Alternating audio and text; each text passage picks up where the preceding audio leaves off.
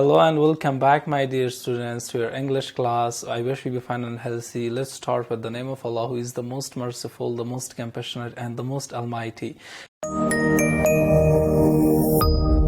زموږ د ملاتړ لپاره د بیګم اکاډمیک چینل لزان سره سبسکرایب کړئ، بیا د شرنګنۍ تڼۍ کېکاږئ ترڅو زموږ ټولو درسي ویډیوګانو ته لاسرسی ولرئ او له هغو څخه برخمن شئ. Today we are going to start and finish lesson 2 of unit 10.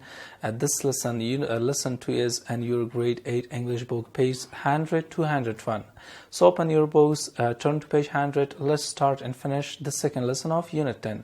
ګرانو زده کوونکو، تاسو ټول ته ښه راغلاست وایم. هیله مند یم چې ښه اوسئ. پیل هم د سپېڅلي څښتن تعالی په نامه کوو. د تل په څېر نن ورځ موږ دوهم لوست د لسم څپرکي د اتم ټولګي د انګلیسي مضمون لولو.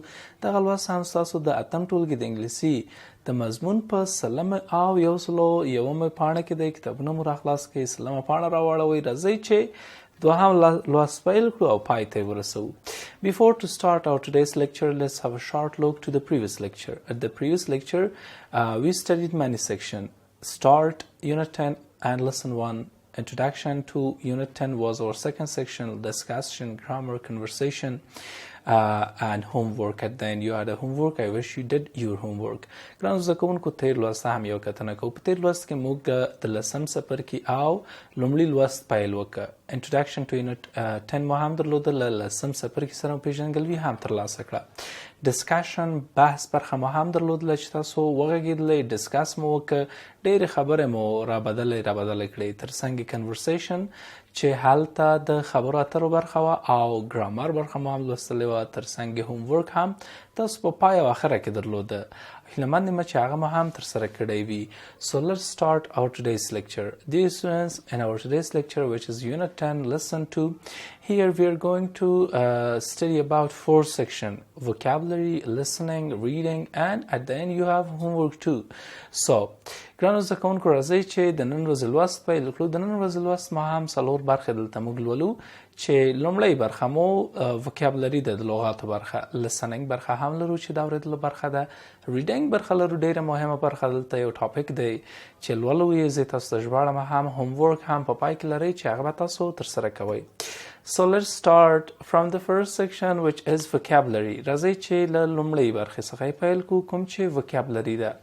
د A په سیکشن کې تاسو ویلي چې look at the pictures، انځورونو ته وګورئ. read the adjectives، بیا صفتونه ولولئ. can you think of 3 more character adjectives that describe people؟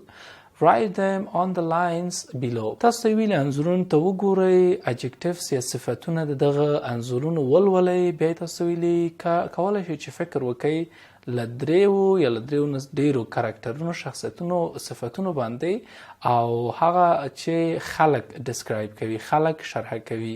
یعنې تاسو هغه صفتونو باندې کولی شئ فکر وکړئ چې خلک په هغه باندې توصیفیږي، شرحه کیږي.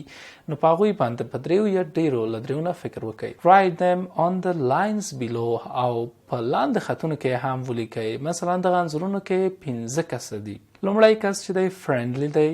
فرینډلی هغه کس ته وایي چې دی دوستانه وي تل. بل چې دی هاپي دی، خوشحاله، تل خوشحاله وي، هغه هاپي پرسن دی. ټاک اکټیو هغه کس چې ډېر غږیږي، ډېر خبرې کوي، په خبرو کې فعاله کس. شای هغه کس چې شرمېدونکی وي، شرمېدونکی وي چې شرمیږي، هغه ته شای پرسن دا یو کرکټر دی، یو شخصیت دی. ناټي هم بل ډول شخصیت دی چې ناټي شوخ ته وایي. ګورئ په انځور کې ماشوم د پښۍ لکه یې کلکه نیولې ده.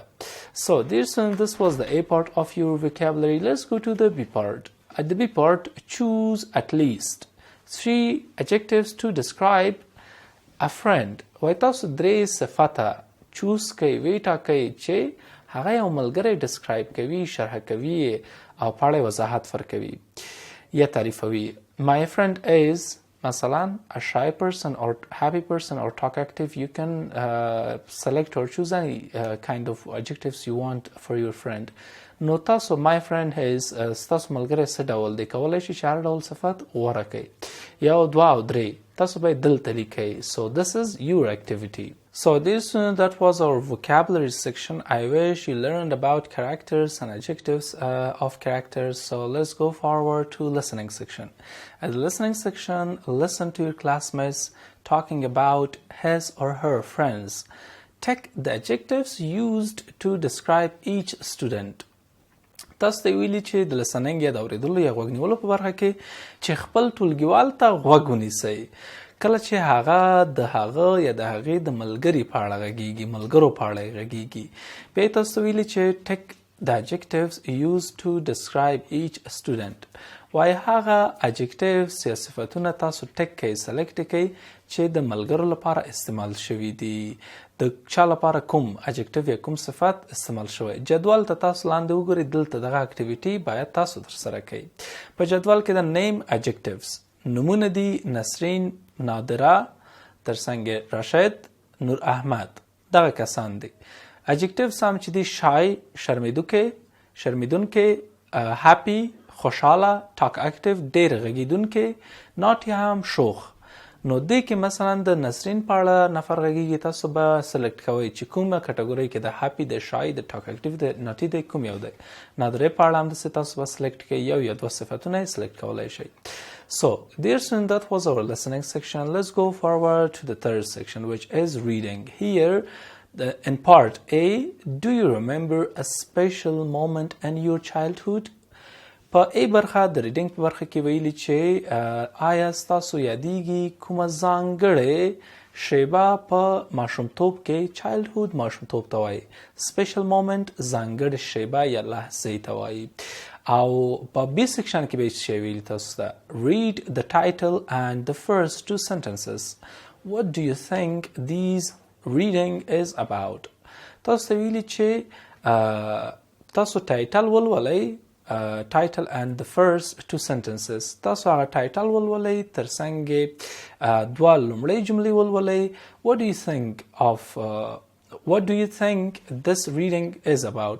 دغه لوستل یا دغه ریډینګ چې دی د څه شي په اړه دی؟ بیا لاندې راغلي a sad memory، یوه خواشینې خاطره ده. a story in the past، په تیره کې یو کیسه ده.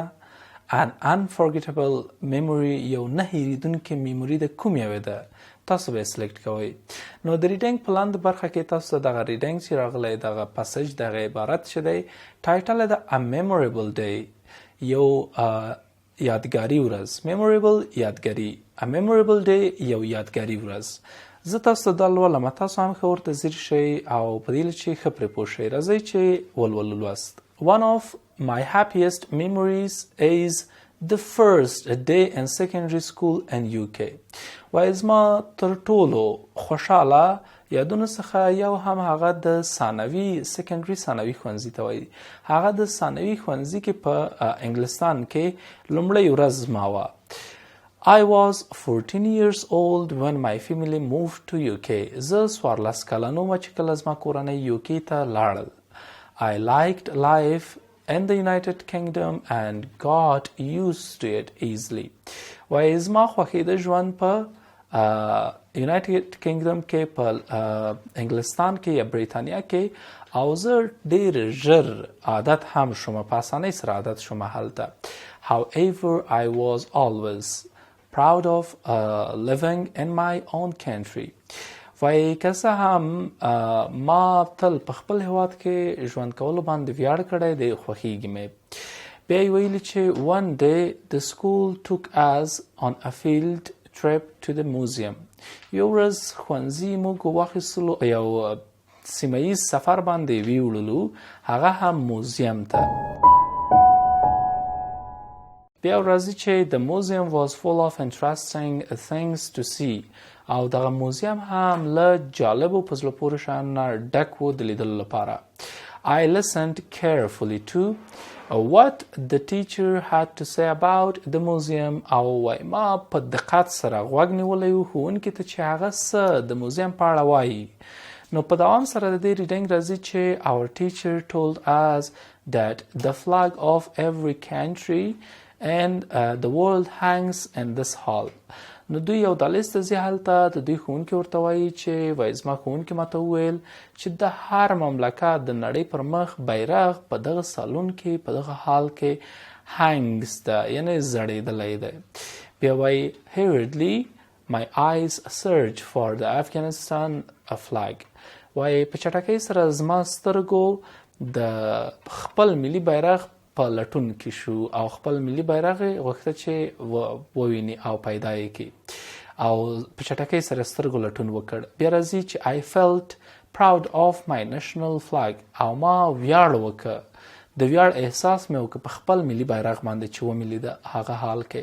بیا وایي چې my teacher and classmates were touched by my patriotism.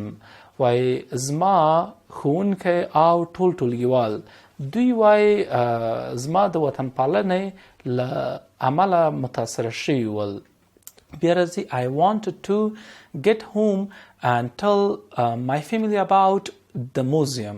وایي ما غوښتل چې کور ته راشم او کورنۍ ته مې د موزیم په اړه ووایم. بیا وایي we spent the rest of the day telling everyone how wonderful it was to visit the museum and interesting places.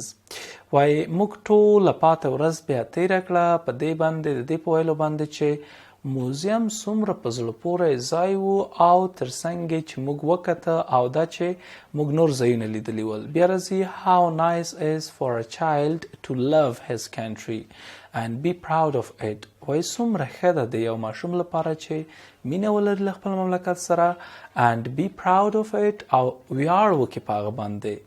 It was a memorable day indeed. او په حقیقت کې دا یو یادګاري ورځ وه زما. So this was your reading, my dear students. I read that and I translate that. At the end, if you have any questions, you can ask me.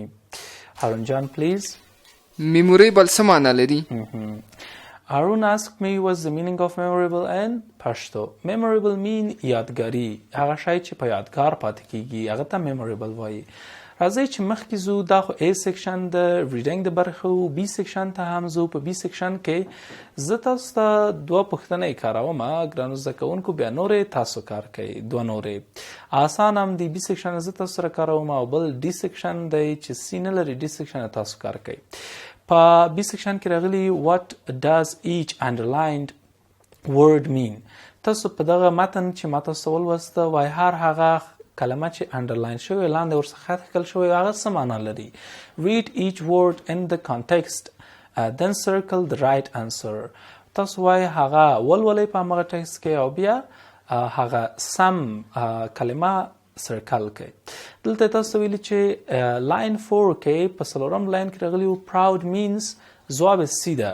to be pleased by something that belongs to you.